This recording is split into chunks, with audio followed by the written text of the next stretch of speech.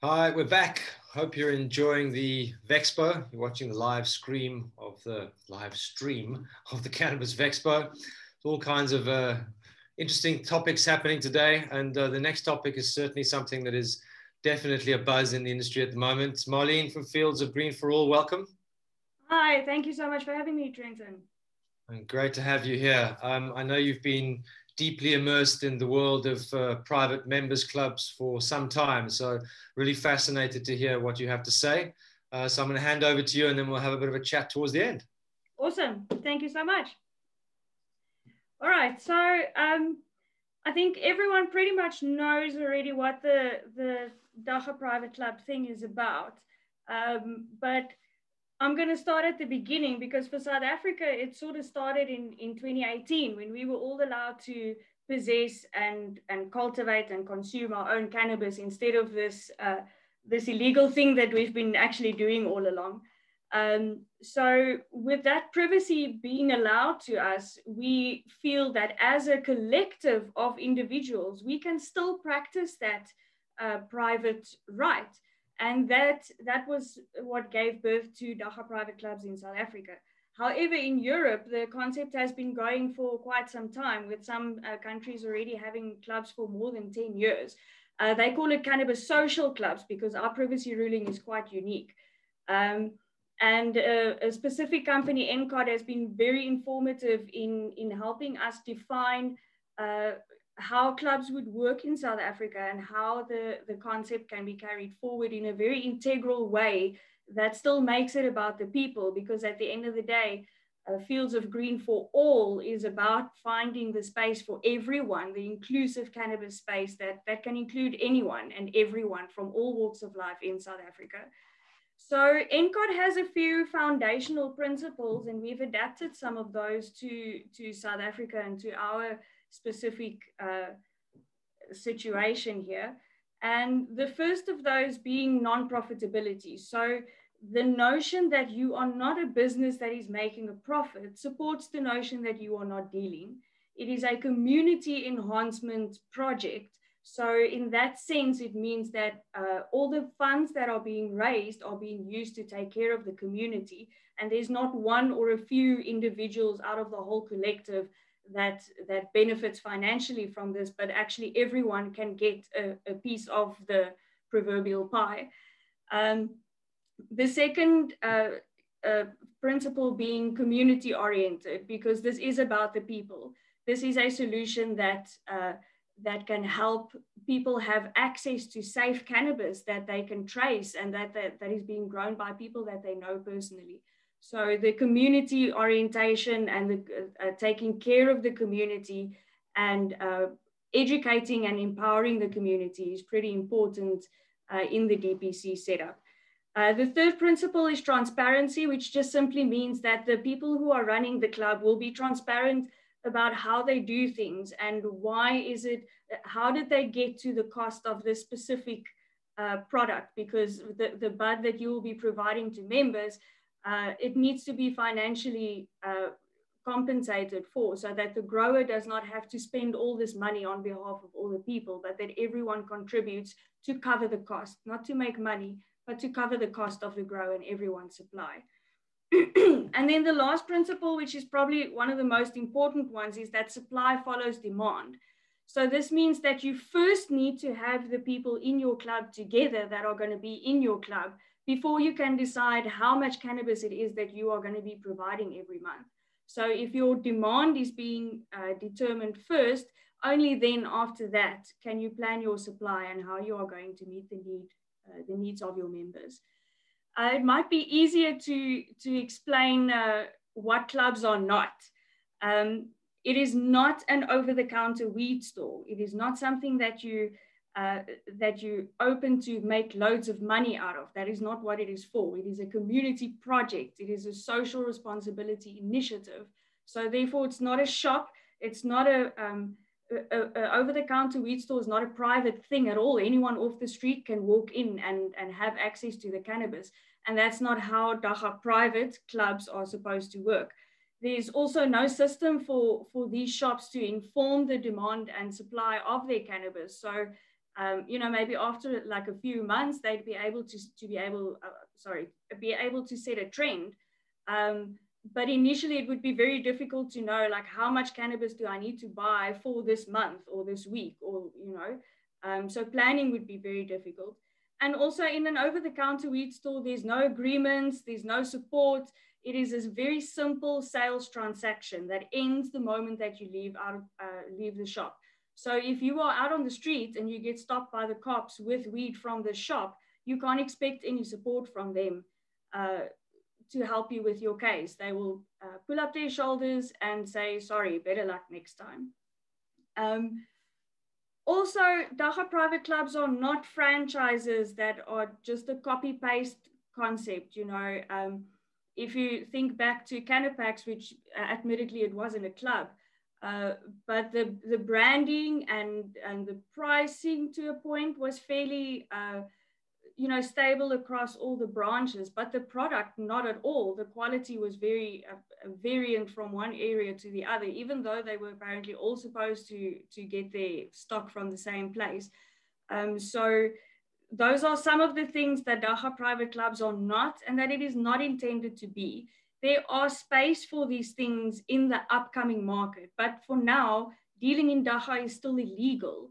So using the name Dagga Private Club to justify the fact that you are selling weed over the counter is an illegal thing, and you are also damaging something that is meant to be something else, that's meant for the people, and it's not meant for someone who just wants to get rich and is blinded by the green rush that everyone thinks is coming up.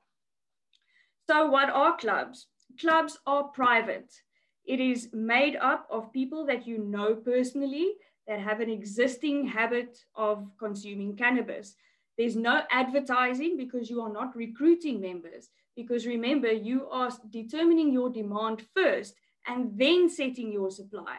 So if you are advertising, you are not following this principle of determining the supply within your group of people.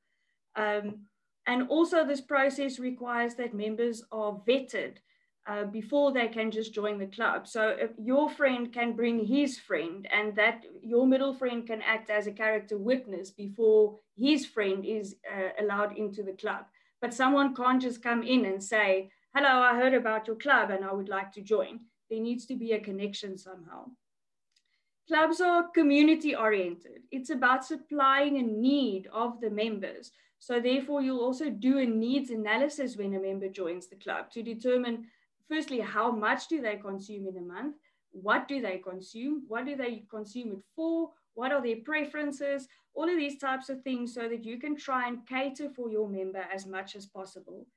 There needs to be stability and longevity in this community that you are creating. So you are going to empower these people to know their rights and to know about cannabis, to know everything relating to what you need to know if you are consuming this plant.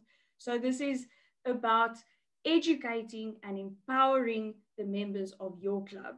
It is also a very safe alternative to really dodgy black market deals. I mean, if I think back to 10 years ago or 15 years ago when I was in varsity, I used to go to the car guards in Melville to ask for a joint. And you can't do that now. That's really dangerous. So it is a really safe alternative for people to connect with people that they already know.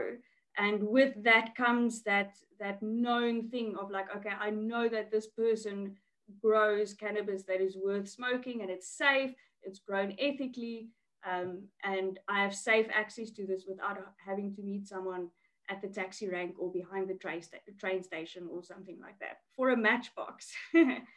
And then I just touched on community development, but that's really important because that's a really fantastic platform that you are creating to, like I said, empower people.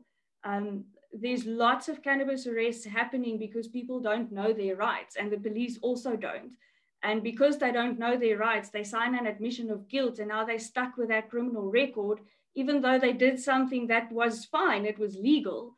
So it's very important for us that people are educated and empowered to know what they are doing and to know the ins and outs of this plant and have responsible use, harms reduction, and to know the basics. Don't give it to your 6-year-old sister, and safe guidelines to follow, so that you can still be a responsible user. Clubs will also adopt a social responsibility cause, because there's simply just too much of non-contribution in society. We have such a needy society, especially now with COVID. A lot of people have suffered. So it's really important to create this habit of giving back. And clubs are also the perfect platform to do this, because then members can together contribute to an external social cause that the club chooses for itself. So let's say a women's shelter that needs repairs, or their roof painted, or a highway cleanup project, or anything like that. It doesn't even need to be related to cannabis. Just being there and making a difference in society, which also then helps the image of the club, in terms of, well, stoners can't be just lazy, useless, non-contributing individuals to society if they're busy doing all this work to help other people. So it's really important in that sense to also get the image of stoners changed. So how does it work? Okay, there's a few types of clubs, which we call interpretations of the DPC model. And this is not limited at all. This is just according to practicalities and what we've seen the people need, and what the natural formations have been up to now. So there's an informal club, which consists of less than 30 members. This would not be a registered business, but intense record keeping still needs to be in place. A digital club, which operates online. This is, I think, probably one of the most popular ones right now, which is basically you have access, members get authorized, and then have access to a back end where they can choose their product.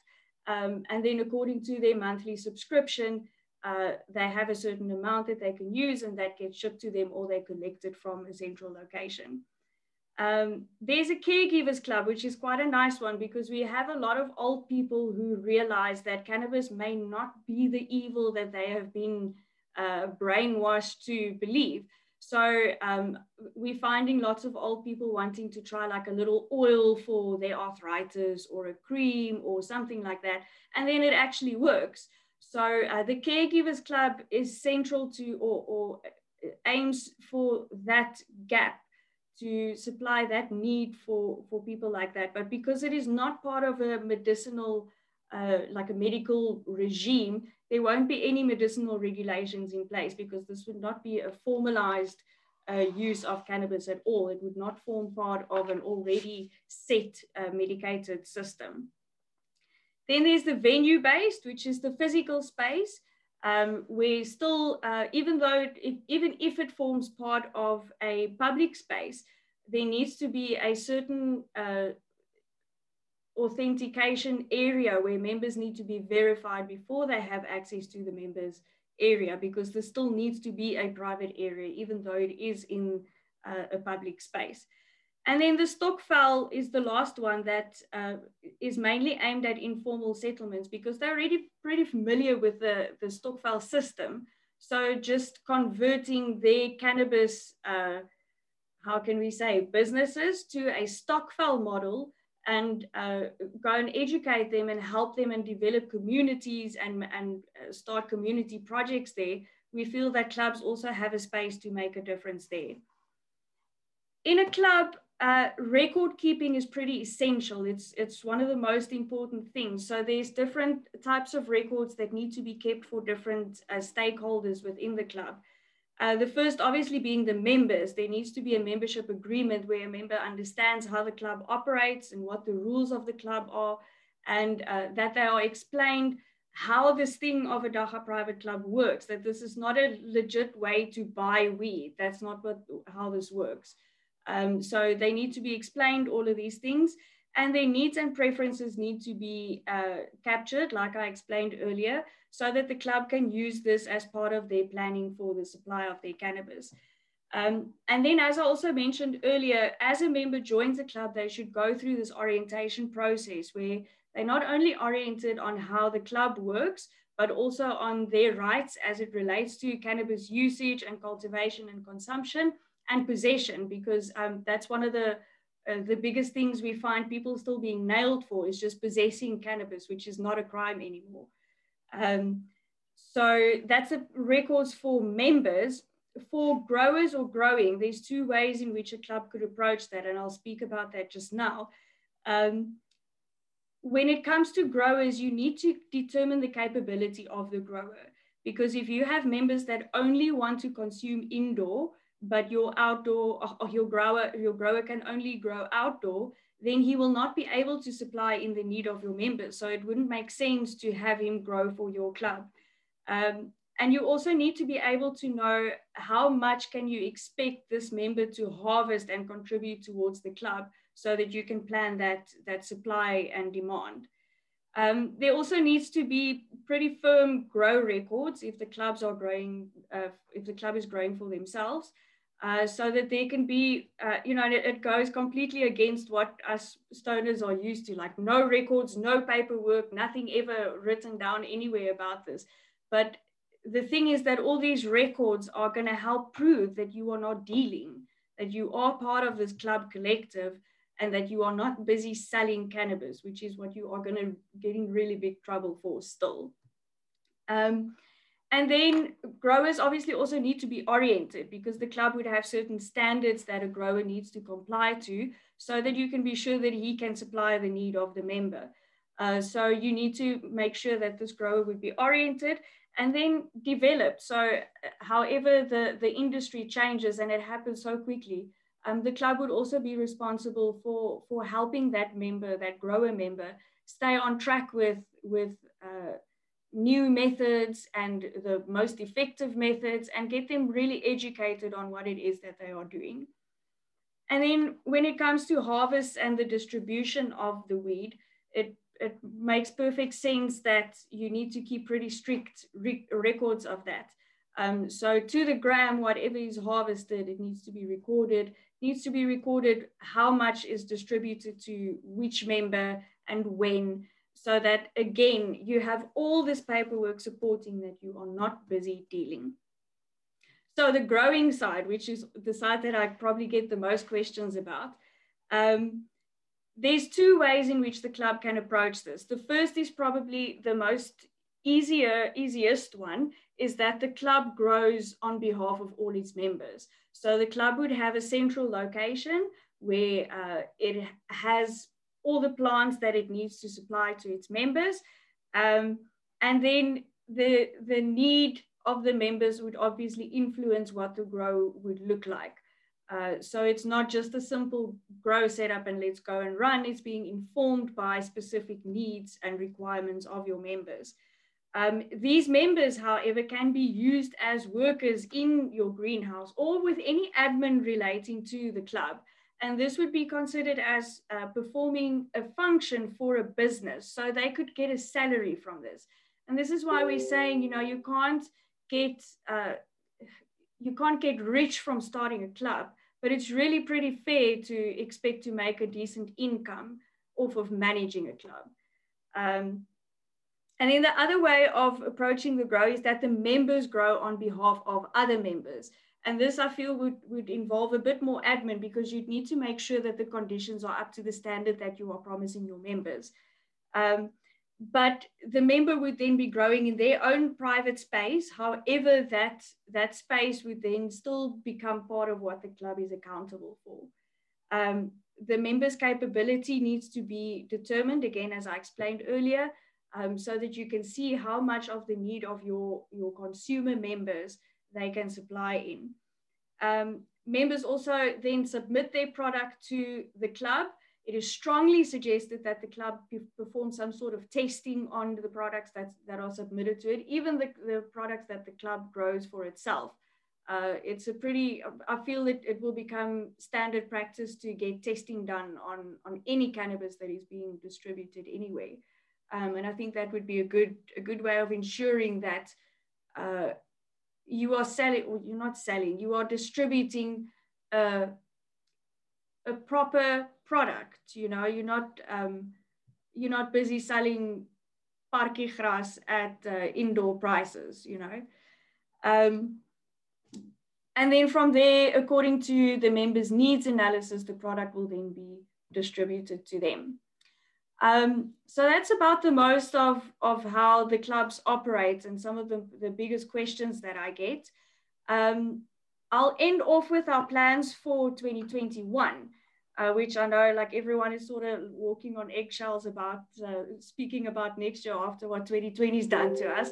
But we're going to take it by the balls and just go for it. And we are launching a company called Green Fields for All, which will be a DPC consultation company. And we will help clubs with their paperwork and setting up the entire process and help them figure out what would be the best way to manage their specific club and their specific community. We will also be having legal backup from Schindler's. So clubs can rest assured that, you know, once they've gone through the process with us, it's continuous support and legal support in all the right places where it matters. So yeah, big plans for the future. We're very excited. We'll obviously distribute more information about that closer to the time. But yes, I think that's all from me. I don't know, Trenton, if you have any questions for me, but that's the whole mouthful that I wanted to get in today.